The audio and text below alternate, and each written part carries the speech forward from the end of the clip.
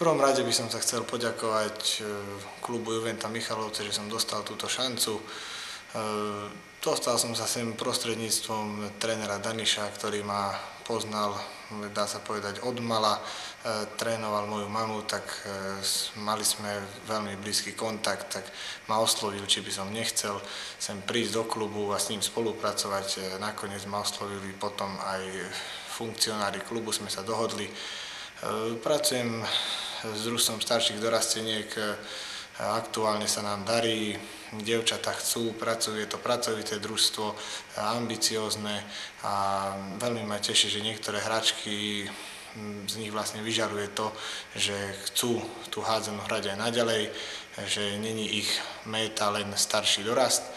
A čo sa týka tej výkonnosti, tak je to veľmi potešujúce, zatiaľ vedieme tú tabuľku, ale myslím si, že ešte tie ťažšie zápasy na ihriskách súperov nás ešte len čakajú.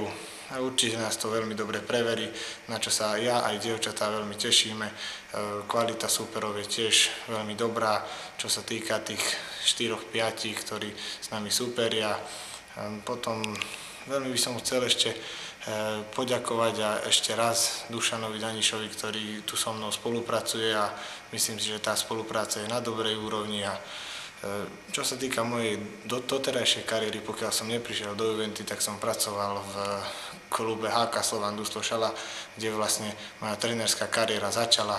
Robil som asistenta družstva v starších dorastenkách aj mladších dorastenkách mojej mame Lubici Hlavatej, ktorá je aktuálne trénerkou starších dorasteniek, a tam vlastne do tej hádzanej ma ona vytiahla a tam mi dal tú možnosť pán Kováč, terajší športový riaditeľ v Šali, takže touto cestou sa mu tiež chcem poďakovať.